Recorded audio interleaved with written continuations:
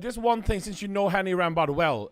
This thing with America and Iran, I'm not a politician. Do you think Hani, what's it called?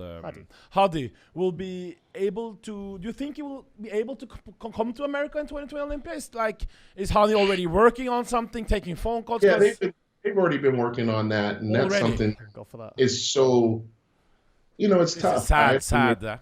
It's a sad thing, but I mean, the good thing is that he was able to get in America before. Obviously, it was just for competition. It's not like he stayed here for 2 months or 6 months. It was like he did his competition, he did his work, and then he left. You can only hope that would be, allowed again. Just because of the setting a precedent that, hey, we gave him access, he came here, he did what he had to do, but you just don't know. I would hope that there would be a way for not just Hani to get this done, because Hani had to, God bless the man. I mean, he's the reason why that happened. Yeah, I would really, we heard he told us.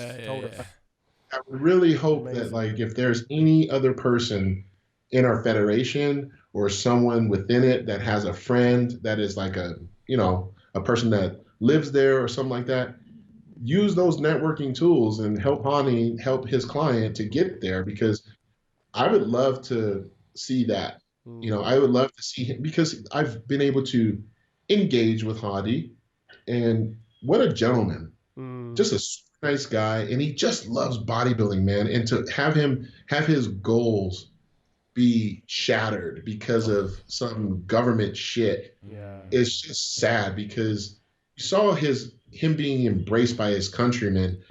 When could you?